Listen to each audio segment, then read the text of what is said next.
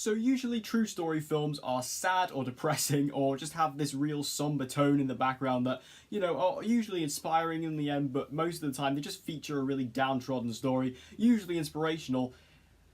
Not this time.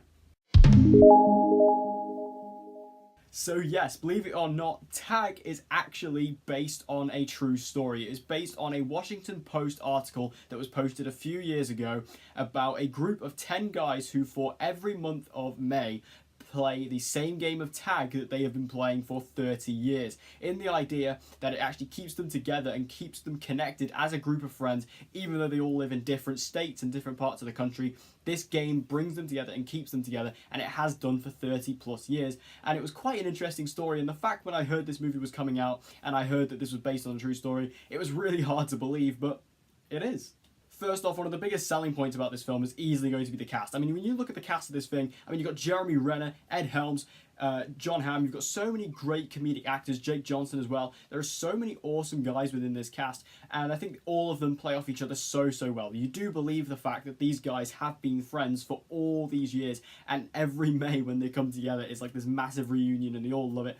And, they're the type of friends that even though they've been away for an entire year, as soon as they're back together, it's like nothing ever happened. They're just instantly friends instantly again, and it's a really good group of actors who really just play off each other really well. Particular standouts: Ed Helms, who I'm not normally a big fan of. I always find Ed Helms' comedy to be a bit far-fetched and a bit out there, and he doesn't really impress me too much, but in this film, this is easily my favourite performance of his. I think he's excellent in this, and I really enjoyed his comedy. I thought he was really funny. And also the other standout for me has to be John Hamm, who I thought was excellent here. Just everything he did. And also, I just find John Hamm to be very cool. I just think he's a cool guy.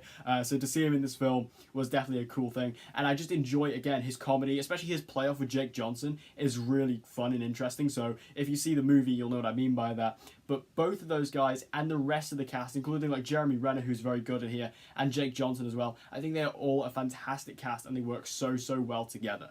And this film, of course, being a comedy, it needs to have a solid script with great comedic moments, and it certainly has that in Plentiful. I feel like this movie really has a really solid, funny script. Every line hits, it punches, and it definitely has a lot more hits than misses. I don't really feel like there are a lot of jokes in this movie that I was kind of like, I mean, there are a couple which I'll get onto in a minute, but there are most of the jokes that are within this film I really did find funny, and I think this is easily one of the funniest films of the year, possibly the best comedy of this year, which is weird because 2018 has been a really strong year for comedies, so the fact that this has trumped all of them has become the best of the bunch, in my opinion, that's definitely a thing to credit.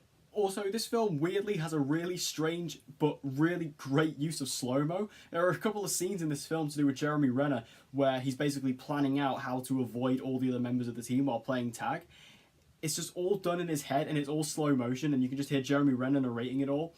It's really quite interesting. It's something I didn't expect. It's an interesting technique that they use, but it works really well, especially when they play it into other characters. Like you hear other characters in the thoughts. Like you play it off with Jeremy Renner, then it kind of goes into Ed Helms, then it goes into John Hamm, and then Jake Johnson, and it all works together really well. And I find it interesting that they use the slow mo in that way.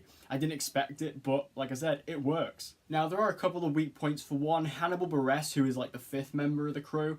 I found him to be the weakest of the bunch. I just feel like, in terms of the jokes that didn't land, a lot of the ones that didn't land for me came from him. I feel like his jokes just kind of were a bit random, and I guess that was supposed to be the point, but it wasn't the point to the actual point that it was funny, I just didn't really enjoy his sense of humour. I found him to be a bit annoying at times, and a bit obnoxious, and just to be this kind of weird outlier that I didn't really need in the film. I feel like he was a bit too much, especially in comparison to everyone else, because he was very different to everyone else, so I found him a bit out of place here.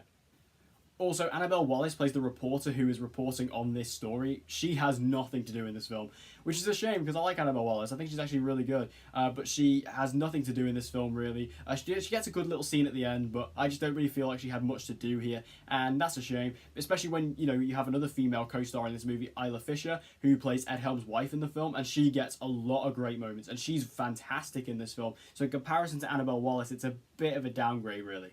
Also, one final thing is that there is a particular joke in this film that for some people could way overstep the line. That joke is, well, I personally found it funny because I have a very wide range sense of humour. I feel like there are a lot of people who are going to take a massive amount of offence to that joke, and it's interesting because this movie's been out for a while now and I haven't really seen too much controversy surrounding it, so I guess it's not doing as much damage as I thought it would do, but there is a joke in this film that could be considered to be very risky, so know that going in. Personally, I found it very funny as it just shows the extent these guys go to, but I just found it very much one of those cringy kind of moments where I was like, oh, that's not going to go down well. Overall, though, like I said, I'm going to say it. Tag is the best comedy of 2018 so far. This is a really entertaining film, a really funny film, and I mean really funny at points, especially like there are some moments. It's just these characters, this cast, the way they play off of each other, the way they interact, they feel real, they feel like true friends, and that's what works best with this film. And I feel like that all those elements coming together, although there are a couple of weak points like Annabelle Buress and the use of certain jokes and also the use of Annabelle Wallis in the film, overall, I feel like this film really just gives the goods, and I feel like when it hits the stride, it really hits the stride. So did you guys see Tag? If you did, tell me everything you thought about it. Did you like it? Did you hate it? Let's just have a good conversation about Tag in the comment section down below. And if you want to see more movie reviews from me, be sure to subscribe so you don't miss a video. And I hope to see you guys again next time.